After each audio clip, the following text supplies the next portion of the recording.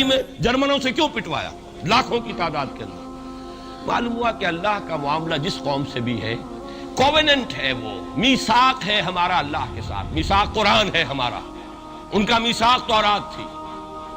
پکڑو اس کو، خذوا ما آتیناکم بقوۃ، پکڑو اس کو مضبوطی کے ساتھ جو ہم نے تمہیں دیا ہے۔ اگر اس سے بے وفائی کرو گے تو ہم سے کوئی تعلق نہیں، بلکہ تم مجرم ہوگے اصل۔ باقی لوگوں کے پاس تو کتاب ہے نہیں، شریعت ہے نہیں، دین ہے نہیں، ان کو تو پہنچانا تمہارے ذمہ تھا، تم تو ان کو کیا پہنچاتے، خود اس سے بے وفائی کر بیٹھے ہو۔ لہذا ساری دنیا کی گمراہی کی ذمہ داری بھی تمہارے کندھوں پر ہے۔ یہ ہے وہ جرم جس کی بنا پر سزا ملے گی، سزا کے مستحق ہیں ہم، اور ہم میں سب سے بڑھ کر عرب ہیں جن کی مادری زبان عربی ہے، جن کو صرف نحو پڑھنے کی ضرورت نہیں قرآن سمجھنے کے لیے، وہ تو از دل خیزت بر دل ریزت، براہ راست کمیونیکیشن قرآن سے ہو رہی ہے۔ وہ بے وفائی کریں تو ظاہر بات ہے مہا مجرم وہ ہے۔ لیکن پھر غیر عرب مسلمانوں میں اس وقت روئے ارضی پر سب سے بڑی مجرم قوم 10 کروڑ مغربی پاکستانی، یہ میں ڈنکے کی چوٹ کہہ رہا ہوں اور بہت عرصے سے کہہ رہا ہوں، اس لیے کہ ہم وہ لوگ ہیں کہ جنہوں نے اسلام کے نام پر ملک بنایا۔ کوئی ملک دوسرا دنیا میں اس وقت اسلام کے نام پر نہیں بنا۔ ہم وہ لوگ ہیں پاکستان بنانے کے لیے لاکھوں جانیں مسلمانوں کی کلمہ گوؤں کی گئیں اور ہزاروں عصمتیں لوٹی، اور نہ معلوم کتنی مسلمان لڑکیاں اور عورتیں جو ہے رہ گئی پھر بھی ہمیشہ ہی سکھوں کے پاس، اور وہ آئی نہیں پاکستان اس اسلام کے نام پر۔ اور کیا کیا ہے ہم نے؟ 46 برس ہو گئے، اس کہاں اسلام ہوا؟ لہذا اس سے بڑی مجرم قوم عربوں کے بعد ہم یہ کہہ سکتے ہیں ہمارا عام آدمی قرآن نہیں پڑھتا، قرآن جانتا نہیں، ٹھیک ہے، اپلی ہے کچھ نہ کچھ، اس اعتبار سے ان کے بعد نمبر ہمارا ہے، لیکن باقی پوری دنیا کے مسلمانوں سے بڑھ کر مجرم ہیں۔ اور ہم اصل میں نہ صرف یہ کہ خود اپنے حصے کے مجرم ہیں، بھارت کے مسلمانوں کا بھی سارا وبال ہماری گردن پر ہے۔ آج میں چاہتا ہوں کہ اس کو آپ اچھی طرح نوٹ کر لیں۔ بھارت کے مسلمانوں نے، جسے آپ فرض کفایہ کہتے ہیں، نماز جنازہ فرض کفایہ، چند لوگوں نے بھی کسی مسلمان کی نماز پڑھ لی تو سب کی طرف سے ادا ہوگی، کسی نے بھی نہیں پڑھی تو سب مجرم ہو جائیں گے، بستی کے سب لوگ مجرم ہیں۔ بھارت کے مسلمانوں نے فرض کفایہ ادا کیا جب پاکستان بنوا دیا آپ کو، اور اس کی قیمت آج بھی وہ دے رہے ہیں، کھلے نعرے لگ رہے ہیں، مسلمان کے 2 استھان، پاکستان یا قبرستان، تیسرا کوئی جگہ نہیں۔ ڈنکے کی چوٹ کہا بابری مسجد کے بعد ایل کے اڈوانی نے، ہم ساری مسجدیں گرا دیں گے ہندوستان میں، کوئی مسجد باقی نہیں چھوڑیں۔ ڈنکے کی چوٹ اعلانیہ، یہ سب کچھ ہو رہا ہے، اور یہ نعرے تو نہ معلوم کب سے لگ رہے ہیں، اور نہ معلوم کب سے میں یہاں ان مسجدوں کے اندر بھی اور اپنی تقریروں میں وارن کرتا رہا کہ کیا وہاں ہو رہا ہے، لیکن ہمارے تو کان پر جوں نہیں ریگتی۔ ہمارے تو وہی دھندے ہیں، وہی کاروبار ہے، اپنا بزنس ہے، اس کے سارے مسئلے ہیں، اس کی اپنی بلڈنگیں ہیں، اپنی موٹریں ہیں، اپنے ٹیلی ویژن ہیں، اپنے کئی کورسز کے ڈنرز ہیں۔ اللہ خیر صلی اللہ، ہمیں بحث کیا اسلام سے؟ تو بتائیے ہم سے بڑا مجرم کون ہوگا؟ آج جو کچھ ہندوستانی مسلمان پر بیت رہی ہے اس کا جرم ہمارے کندھے پر ہے۔ یہ میں جذباتی انداز میں نہیں کہہ رہا، میں تو 2 اور 2 4 کی طرح ثابت کر سکتا ہوں۔ انہوں نے فرض کفایہ ادا کر دیا، اور اس وقت یاد کیجئے مولانا ابوالکلام آزاد، مولانا مدنی، جمعیت علماء ہند کے علماء اپنے تقدس اور اپنے تدین اور اپنے تقوی کے اعتبار سے انکوسچنیبل، کوئی شک و شبہ نہیں ہو سکتا ان کی نیت پر اور ان کے تقوی پر اور کردار پر، انہوں نے کیا کہا تھا؟ یہی کہا تھا کہ یہ پاکستان بنا کر تم مسلمانان ہند کو 3 حصوں میں تقسیم کر دو گے۔ 3 میں کہا تھا، 2 میں نہیں، 3 میں۔ حالانکہ بظاہر تو ایک پاکستان بن رہا تھا نا، لیکن یہ مولانا ابوالکلام آزاد کے الفاظ تھے کہ 25 برس سے زیادہ یہ 2 خطے یکجا نہیں رہ سکتے، اور 25 برس کیا، 24.25 برس میں ٹوٹ گیا پاکستان، 25 برس پورے نہیں ہوئے، اور ان کے الفاظ تھے یہ کہ 25 برس سے زائد ہی جمع نہیں رہ سکتے، 24.25 برس میں ختم ہو گیا۔ 16 دسمبر 1970 کو پاکستان ختم ہو گیا کہ نہیں ہو 71 کو۔ بہرحال نوٹ کرنے کی بات ہے، انہوں نے، ہم نے کیا کہا تھا؟ میں بھی مسلم لیگی تھا، میں نے بھی نعرے لگائے، چاہے غیر شعوری دور تھا، ہائی اسکول اسٹوڈنٹ تھا، پاکستان کا مطلب کیا، لا الہ الا اللہ، فلک شگاف نعرے لگائے ہیں، اور نوائے وقت کا پرچہ انتظار کرتے تھے اسٹیشن پر کھڑے ہو کر، حصار ریلوے اسٹیشن کے اوپر، کہ اب گاڑی آئی اور اب نوائے وقت لیا اور پھیل گئے پورے شہر میں اس کو پہنچانے کے لیے۔ ہم کیا کہا کرتے تھے؟ ارے نہیں، دو طرف سے پاکستان جو ہے مضبوط پاکستان ہوگا، ہندوستان میں کسی ہندو کو جرت ہوگی مسلمان کے لیے کوئی میلی نگاہ سے دیکھنا بھی؟ وہ سارے خواب کہاں گئے؟ وہ تو ہرن ہوئے. وہ دو طرف کا جفا تھا وہ تو ختم ہوا، اس لیے کہ وہ زنبور تو اب رہا ہی نہیں، وہ تو کھل گئی، نوٹ ہی ختم ہوئی وہ مشرقی پاکستان. اور حال یہ ہے کہ آپ کی وزیر اعظم بنگلہ دیش نے یہ بھی پسند نہیں کیا کہ بابری مسجد پر جو بیان تھا وہ نواز شریف صاحب کے ساتھ مشترک بیان دے دیں. یہ اشتراک بھی دنیا کے سامنے نہ آ جائے کہ مشرقی پاکستان سابقہ اور اس وقت بنگلہ دیش کی وزیر اعظم اور مغربی پاکستان جو اب وٹ ریمینز آف پاکستان کے تحت صرف پاکستان ہے، اس کے وزرائے اعظم نے مشترکہ بیان دے دیا. یہ بھی نہیں آنا چاہیے. یہ حال ہے ہمارا. حالانکہ بات اپنی جگہ پر کوئی ایسی نہیں تھی، کوئی سیاسی نہیں، ایک مذہبی معاملے کے اوپر اظہار رائے کرنا تھا. انہوں نے کہا نہیں، آپ کے ساتھ مشترک بیان میں نہیں دوں گی. نہیں دیا اس نے. تو وہ جو تھا دو طرف سے جفا وہ تو سن 71 میں کھل گیا. جو ہمارا حال ہے وہ تو ہونا ہی تھا. یہ ملک بنا اسلام کے نام پر، اس کا استحکام ہو سکتا تھا تو صرف اسلام کی بنیاد پر ہو سکتا تھا. اسلام سے غداری کی، لہذا یہاں تو اب قومیتیں ہیں، یہاں تو اب ایتھنک اور ریجنل اور نہ معلوم کس کس قسم کی اور لنگوسٹک جو ہے نیشنلٹیز ہیں، نیشنلزمز ہیں، وہ جو ایک امت ایک وقت میں بن گئی تھی، ایک قوم مسلم قوم ہندو کے مقابلے کے لیے، وہ تو ختم ہوئی. اور حال کیا ہو گیا ہے؟ اس سے پہلے بھی کبھی کبھی ہندو مسلم فسادات ہوتے تھے. کیا سندھ سے مسلمان نہیں پہنچ جاتا تھا وہاں ریلیف کے لیے؟ کیا پنجاب سے اور سرحد سے مسلمان نہیں جاتے تھے؟ بہار نہیں گئے تھے؟ کیا کانپور کی مسجد شہید ہوئی تھی 1915 میں تو پوری ہندوستان سے مسلمان نہیں پہنچ گئے؟ آپ کیا کر رہے ہیں؟ مندر گرا دیے. یہاں بڑی بہادری کا کام کیا، مندر گرا دیے. شرم سے ڈوب مرنے کا مقام ہے. یہاں بھی گویا کہ ہم اپنے عمل سے اسلام کی مخالفت کر رہے ہیں. اسلام تو اجازت نہیں دیتا. آپ کسی اور کے جرم کی سزا کسی اور شخص کو نہیں دے سکتے. ہمارے پاس تو یہ سیکریٹ ٹرسٹ ہیں. یہ لوگ ذمہ وہ اپنے آپ کو منواتے نہیں، لیکن ہمارے تصور سے، اسلام کے تصور سے ذمہ ہے. ان کی جان، مال، عزت، آبرو، ان کی عبادت گاہوں کی حفاظت کا ذمہ ہے ہمارا. ایک بڑی بہادری کی ہے. ذرا سوچئے تو صحیح کیا دنیا نے سوچا ہوگا. اور نتیجہ کیا نکلا؟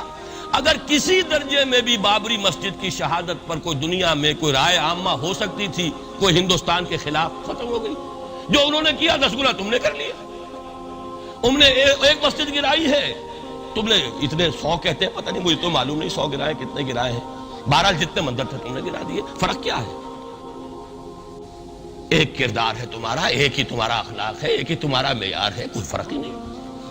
بلکہ وہاں تو کم سے کم یہ تو رہا ہے دنیا کی آنکھوں میں دھول ڈالنے کے لیے کم سے کم یہ کہ فارن منسٹری جو ہے اس نے ریزائن کیا. ہم نے مان لیا جی ہم نہیں کر سکے، ہم مجبور ہیں. حالانکہ سب ان کی اجازت سے ہوا، بلکہ ان کی ملی بھگت سے ہوا. لیکن یہ کہ کلیان سنگھ نے فوراً استعفیٰ دے دیا، منسٹری ختم. پھر وہ بھارت کی مرکزی حکومت نے اور بھی پارٹیز کو بھی بین کر دیا. اور اس کے بعد یہ ہے کہ انہوں نے حکومتیں بھی 3 اور صوبوں کی توڑ دی. وہ تو سرخرو ہو گئے پوری دنیا کی جو رائے عامہ ہے. ہم اس کے سوا کیا کر سکتے ہیں؟ ہمارا ایک دستور ہے، دستور میں جو بھی صوبائی حکومت ہوتی ہے اس کی اجازت کے بغیر ہم فوج بھیج نہیں سکتے. وہاں پہ صوبائی حکومت تھی، اس نے ہمیں یقین دہانی کرائی تھی. سپریم کورٹ کو بھی یقین دہانی کرا دی تھی کہ مسجد کو کچھ نہیں ہوگا، تو ہم تو اس کے اوپر ڈیپینڈ کر رہے تھے. ہے سب جھوٹ، سب کو پتا تھا جو کچھ ہوگا. اندر خانے ملی بھگت تھی. لیکن یہ ہے کہ کم سے کم انہوں نے فیس سیونگ کے لیے ان کے پاس مواد موجود ہے، آپ کے پاس تو وہ بھی نہیں. آپ کے تو اخبارات نے لکھا ہے کہ کارپوریشنز کے ٹریکٹرز جو ہیں گئے ہیں گرانے کے لیے. اور وزراء جو ہے، ایک وزیر کا نادر پرویز کا تو نام آیا ہے، اخبار میں خبر تھی، ہم نے بھی پڑھی تھی، فوٹو بھی دیکھا تھا کہ وہ خود ہاتھ میں پھاوڑا لے کر جو ہے وہ مندر گرانے کے لیے چلے. یہ جو صورتحال ہے جان لیجئے. اس وقت میں آپ کو بتانا چاہتا ہوں ہندوستان کے مسلمان پر تو جو قیامت بیت رہی ہے. میں نے اپنا ایک تاثر کچھ عرصے پہلے یہاں شد بیان کیا تھا، رہا ہے میرا تاثر، اور وہ ہے اصل میں وہ لاسٹ سپر جو ہے انجیل میں جس کا تذکرہ ہے حضرت مسیح علیہ السلام نے جو آخری کھانا رفع سماوی سے قبل کھایا ہے اس باغ میں جہاں روپوش تھے اپنے حواریین کے ساتھ. تو اس میں یہ الفاظ آئے ہیں، میں نہیں جانتا صحیح ہیں غلط ہیں، وہ ایک علیحدہ بات ہے کہ آپ نے وہ روٹی توڑی اور کہا کھاؤ، eat and this is my flesh, یہ میرا گوشت ہے، کھاؤ. اور اس کو کہتے ہیں وائن، کوئی مشروب ہوگا جو بھی ہوگا، ڈالا کہ پیو، drink and this is my blood. میرا احساس ہمیشہ یہ رہا ہے. اس کے بعد کچھ ماند پڑ گیا جب یہاں مسلمان نے یہاں مارا ہے اور کچلا ہے اور زندہ آگ میں جلایا، پھر بات ختم ہو گئی. میرے دل کے اوپر سے وہ احساس ختم ہو گیا. وہاں ہندو کے ہاتھوں جب مسلمان کے ساتھ یہ کچھ ہوتا تھا تو پھر جب میں کھانا کھاتا تھا محسوس کرتا تھا کہ میں ہندوستانی مسلمان کا گوشت کھا رہا ہوں اور ہندوستانی مسلمان کا خون پی رہا ہوں۔ یہ ہمیں عیش جو یہاں حاصل ہے، جو آرام حاصل ہے، جو ہمیں یہاں پر سہولتیں حاصل ہیں، جو معاشی اس کی کاسٹ پر ہے، اس نے آپ کو یہ ملک لے کر دیا اور آج تک اس کی قیمت ادا کر رہا ہے، اور ہم جو ہے عیش کر رہے ہیں، گل چھرے اڑا رہے ہیں۔ یہاں جس کے پاس 2 پیسے ہو گئے برقع اتار کے اس نے پھینک دیا، یہ معلوم ہوتا ہے کہ یہ تو مفلسی کو چھپانے کا ذریعہ تھا۔ 4 پیسے ہوں، اچھے کپڑے پہنے ہوئے ہوں، میک اپ صحیح کیا ہوا ہو تو پھر برقعے کی کیا ضرورت ہے؟ اور میں نے شاید سنا ہے آپ کو، مجھ سے تو چند لڑکیوں نے یہ الفاظ کہے باقاعدہ۔ میں جب پریکٹس کرتا تھا لاہور میں کرشن نگر میں، تو ایک گھرانے کی، اور مجھے معلوم ہوا کہ ان کے والد انتہائی نیک تہجد گزار، کئی لڑکیاں تھیں بہنیں، ایک ہی تقریباً عمر 200 سے 1.5 سال کی، کبھی وہ آتی تھی کلینک میں میرے تو برقعے سمیت، کبھی آ رہے ہیں تو بغیر برقعے کے۔ میں نے پوچھا یہ کیا تماشا ہے آپ لوگوں کا، کبھی بغیر برقعے کے کبھی برقعے سمیت؟ صاف جواب دیا، میں ان کے الفاظ کوٹ اینڈ کوٹ میں ان کے الفاظ کوٹ کر رہا ہوں، ڈاکٹر صاحب جب ہمیں کوئی میک اپ کرنے کا، کپڑے بدلنے کا موقع نہیں ملتا تو ہم برقع پہن لیتے ہیں، اور جب ہمیں موقع ملتا پھر ہم برقع کائے کو پہنتے۔ تو گویا کہ اس کو چھپانے کا ذریعہ برقع ہے کہ کپڑے میلے ہیں، میک اپ نہیں کیا تو لہذا برقع پہن لیا۔ یہ ہے حال پاکستان میں اسلام کا جو ہم نے بنایا ہے۔ تو میں جو کچھ دیکھ رہا ہوں وہ یہ ہے کہ ہندوستان میں تو قیامت، اب وہاں جو آفیشیل فگرز ہیں 1000 1200 کتنے ہیں، لیکن کم سے کم 10,000 آدمی، اور اب یہ چین ہے فسادات کی۔ کل کے اخبار میں احمد آباد کی تھی، کبھی کہیں ہے کبھی کہیں ہے، اور واقعہ یہ ہے کہ تبصرے یہ ہو رہے ہیں کہ ہندو فنڈامنٹلزم از آن دی رائز۔ یہ جو کچھ ہوا ہے، جتنا بھی اس کے اندر ان کو گرایا گیا ہے، ان کی حکومتیں گرائی گئی ہیں، اس سے انہیں تقویت حاصل ہو رہی ہے۔ They are getting stronger and stronger. Congress کے لیے اب اپنی جو ہے جان بچانی مشکل ہے، اور اس وقت سب سے بڑا ان کے لیے جو ہو گیا وہ یہ ہے کہ وہ کمیونسٹوں کی سپورٹ کے بغیر چل نہیں سکتے، اور کمیونسٹ جو ہے وہ ان کی جو اس وقت وہ امریکہ کے زیر اثر جو اپنی اکنامک پالیسیز چینج کر رہے ہیں اس کا ساتھ دینے کو تیار نہیں، تو یہ ڈائلیما ہے۔ جبکہ ادھر جو ہے وہ بالکل جو ہندو ذہن ہے وہاں کا ریوائولسٹ ذہن وہ پوری طریقے سے پائے۔ تو اب اس وقت میں اس کے حوالے سے عرض کر رہا ہوں کہ ہندوستان اور پھر پاکستان کو علیحدہ نہ سمجھیے، اس لیے کہ ہندوستان کو اگر انہوں نے مسلمانوں سے یا اسلام سے خالی کرا لیا تو پھر ان کے بعد ان کا ٹارگٹ جو ہے پاکستان تو ہے ہی ہے، ہم تو ان کے ٹارگٹ نمبر 1 ہیں۔ ذہناً انہوں نے کبھی پاکستان کو تسلیم نہیں کیا، اور ہمارا اب ساتھی ہے کون؟ اللہ پر تو نہ یقین نہ اس سے ہمارا تعلق، جو معاملہ نہ دارت سخن آشنا نہ باشد۔ اللہ سے تعلق کیا ہے ہمارا؟ اللہ سے کون سی دوستی ہے؟ اللہ کیوں ساتھ ہے ہمارا؟ ہم تو مجرم ہیں نمبر 1 اس کے، اور باقی دنیا میں جن پر سہارا تھا، جن پہ تکیہ تھا، وہی پتے ہوا دینے لگے۔ وہ تو بالکل امریکہ کی پالیسی معلوم ہوتی ہے کہ ہمیں تو ہاتھ پاؤں باندھ کر جیسے ہندو کے سامنے ڈال دیا جائے۔ کبھی وہ ٹیررسٹ اسٹیٹ قرار دینے کی دھمکی آ جاتی ہے، فیلرز کی شکل میں آ جاتی ہے۔ یہ فیلرز دیے جاتے ہیں اس لیے تاکہ بات پہنچ جائے۔ اگر صرف بات اس طریقے سے انڈائریکٹلی پہنچنے سے مطلوبہ مقصد حاصل ہو جائے تو خام خواہ براہ راست کہنے کی ضرورت کیا ہے؟ مطلب تو حاصل ہو۔ سب نے سجدہ سہو کیا ہوا ہے، ہمارے ہاں ہر ادارہ سجدہ سہو کر چکا امریکہ کے سامنے، ٹوٹل سرنڈر۔ اور یہ بات جو قاضی حسین احمد صاحب کہہ رہے ہیں 100% درست کہہ رہے ہیں، 100% درست کہہ رہے ہیں۔ ٹوٹل سرنڈر، چاہے وہ بے نظیر ہو، چاہے وہ نواز شریف ہو، اور چاہے وہ کوئی اور ادارہ ہو آپ کا جو یہاں پہ قوت کا اصل سرچشمہ ہے اور منبع ہے، سب کے سب 100% جو ہے اس کے سامنے سجدہ کر چکے ہیں۔ یہی وجہ ہے کہ وہ بے نظیر کا ساتھ نہیں دے رہے۔ بے نظیر کا ساتھ کائے کو دے؟ اگر نواز شریف ان سے بڑھ کر، ہم بھی ہیں دربار کے، اگر یہ کہنے کے لیے وہ ان سے بڑھ کر تیار ہو تو اسے کیا ضرورت پڑی ہے؟ اس کی کون سی کوئی رشتہ داری ہے بے نظیر کے ساتھ یا کسی اور کے ساتھ؟ ہاں اگر نواز شریف کہیں کسی جگہ پر بھی کوئی اپنے پاؤں کو گھسیٹتا، ڈریگ کرتا اپنے فیٹ کو، کہیں کوئی رکاوٹ ڈالتا، پھر ٹھیک ہے، پھر اس کو آلٹرنیٹ لانے کے لیے تو کوئی ہے نا کوئی سوال۔ لیکن جب وہ ان سے بڑھ کر نیاز مند ہو، ان سے زیادہ بڑھ کر سجدہ کرنے کو تیار ہو، ان سے بڑھ کر کہیں ہم شریعت کورٹ ہی کو اٹھا کے پھینک دیں گے، اگر سود کا معاملہ جو ہے شریعت کورٹ کے حوالے سے ہمارے لیے مصیبت بنا، سود تو دیں گے، چلے گا، لائیے خدا کے لیے لائیے، پیسہ لے کے آئیے، ہمارے ملک میں آئیے، پیسہ لگائیے۔ اور یہ سود وود کا یہ کوئی مولوی لوگ ہیں پاگل جو کہتے ہیں کہ یہ کوئی حرام ہے، اور کوئی پاگل ہمارے شاید وہ کورٹ والے بیٹھے ہوئے تھے جنہوں نے اسے کہہ دیا کہ بینک انٹرسٹ بھی جو ہے ربا ہے۔ باقی آپ ہم سے کوئی ڈر نہ رکھیے، میرے اسلام کو اب قصہ ماضی سمجھو، ہنس کے وہ مس بولی کہ پھر مجھ کو بھی راضی سمجھو۔ سیدھی بات ہے، جھگڑا تو اسلام سے تمہارے سے تو نہیں، نہ بے نظیر سے جھگڑا ہے اور نہ نواز شریف سے جھگڑا ہے، جھگڑا اسلام سے۔ اس حوالے سے بہت برا وقت آ رہا ہے، اور اس میں ایک پہلو میں اور چاہتا ہوں کہ آپ حضرات کے سامنے بیان کر دوں۔ پوری دنیا میں تو فنڈامنٹلسٹ مشہور ہو گیا مسلمان، پوری دنیا کا ذرائع ابلاغ لگے ہوئے ہیں۔ اصل فنڈامنٹلزم جو ہے، بلکہ دو باتیں عرض کر دوں، ریشزم پوری دنیا میں بدنام گالی، اور اصل ریشسٹ ملک اسرائیل، اسے کوئی کچھ نہیں کہتا، اس لیے کہ وہ مذہبی ریاست نہیں ہے، وہ تو بلکہ یہودیت ہے ہی نسلی مذہب۔ ساؤتھ افریقہ کیا ہوگا، کوئی نسل پرست قوم یا نسل پرست ملک؟ وہ تو کچھ بھی نہیں تھا۔ اصل جو نسل پرست ہیں وہ تو یہودی ہیں، انہیں کوئی کچھ نہیں کہہ رہا۔ ریشسٹ وہ فنڈامنٹلزم اصل جو چلا ہے وہ ہندوستان میں چلا ہے، بدنام پوری دنیا میں مسلمان ہو گیا۔ لیکن اب اس کا میں بلیم نہ امریکہ کو دے سکتا ہوں نہ کسی اور کو، یہ تو اے باد سبا ہم آوردہ توستی، ہمارا اپنا کیا دھرا ہے۔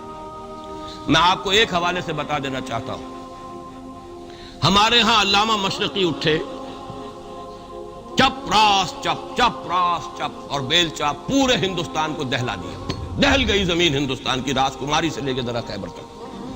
اور بڑے بڑے نوٹیبلز، یہ تحریک اتنی عظیم تھی، اتنی آرگنائز تھی۔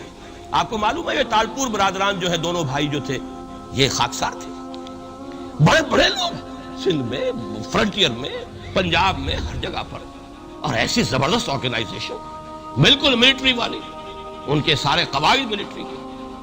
لیکن ہوا کیا؟ آر ایس ایس 1925 میں قائم ہوئی ہے، اسی کے رد عمل میں۔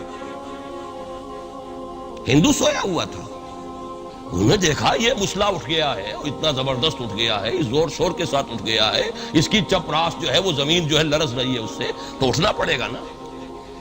لہذا باقاعدہ جو آر ایس ایس 1925 میں قائم ہوئی ہے، اسی کے رد عمل میں، اور اس مقصد کے ساتھ، ڈکلیئرڈ مقصد، ہندوؤں کو متحد کیا جائے تاکہ وہ بھرپور طریقے سے مسلمانوں کا مقابلہ کر سکیں۔ ہندو واز آن دی ڈیفینسو۔ لیکن 1925 سے لے کر آج تک کتنے سال ہو گئے؟ 67 برس تک ایک جماعت کا حوصلہ دیکھیے، اس کا ظرف دیکھیے، آج تک سیاست میں حصہ نہیں، پاور پالیٹکس سے کوئی تعلق۔ 67 لانگ ایئرس، اتنی فالوئنگ ہے کہ ویسٹ میں تو اتنی موٹی موٹی کتابیں چھپی ہیں، شکاگو یونیورسٹی سے اتنی موٹی کتاب تھی، برادرہڈ ان سیفرن، آر ایس ایس کے اوپر ڈاکومنٹ۔ 25 لاکھ ان کا اس وقت کارڈر موجود ہے، جو کہ ان کا ٹرینڈ ہے والنٹیئر۔ لیکن وہ جماعت الیکشن میں نہیں آئی۔ کچھ اپنے اثر تحت کچھ اور لوگوں کو لڑو، اور آپ نے نام بھی نہیں سنا ہوگا، اس کے 3 امیر یا گرو جو ہیں گزر چکے ہیں، تیسرا ہے اس وقت۔ پہلا ڈاکٹر بالی رام ہیجواڑ، کسی نے نام سنا آج تک؟ کوئی پرسنل پبلسٹی کی کوشش کی، اس نے کام کیا۔ دوسرا مہادیو گولوالکر گرو جی، کسی نے نام بھی نہیں سنا ہوگا۔ اس وقت کون ہے؟ بالا صاحب دیورس۔ یہ 3 ان کی عمارتیں کہہ لیں یا جو بھی کہہ لیں، خلافتیں ہیں جو آئی ہیں، اور ایسا منظم نظام ہے، لیکن کہیں سیاست میں سے ہمارا فنڈامنٹلسٹ سیاست کے میدان میں آ کے زیرو ہو چکا۔ پہلے تو علامہ مشرقی اٹھے تھے، وہ تو ویسے ہی ایک جوش کے اندر آ کر ایک خاص جذباتی کیفیت میں اپنی موومنٹ کو کال آف کر کے بیٹھ گئے۔ 10 لاکھ آدمی، غالباً 10 لاکھ کی فگر تھی، 10 لاکھ یا 1 لاکھ جتنے بھی تھے، میں فگر کے بارے میں نہیں کہہ سکتا، دلی میں جمع نہیں ہوں گے تو میں پارٹی کو ڈسبینڈ کر دوں۔ وہ چند افراد کی کمی رہ گئی تھی اس فگر سے، تو اسی غصے میں آ کر پارٹی ڈسبینڈ، ختم۔ اب وہ خاکسار ہمارے ہاں تو رہ گئے، کبھی کسی خاص سیریمنی کے موقع پر کچھ سلامی دینے کے لیے چپراس کرتے آ جاتے ہیں بیچارے، وہ ان کے تو کوئی نام و نشان بس اس معنی میں ہے کہیں، اللہ اللہ خیر۔ اصل فنڈامنٹلسٹ آرگنائزیشن جماعت اسلامی ابھری، لیکن اس نے پاکستان میں آتی پاور پالیٹکس کے اس میں اندر اپنے آپ کو دفن کر کے زیرو کر دیا۔ وہاں یہ معاملہ چل رہا ہے، یہ ہے اصل میں جو فرق آپ کو سمجھنا چاہیے۔ یہ 1925، یہ جو دوسری جماعتیں ہیں، وی ایچ پی ہے، وشوا ہندو پریشد، یہ اس کی ایک ذیلی تنظیم ہے، جیسے جماعت اسلامی کی ذیلی تنظیمیں ہیں اسی طرح کی ذیلی تنظیم ہے۔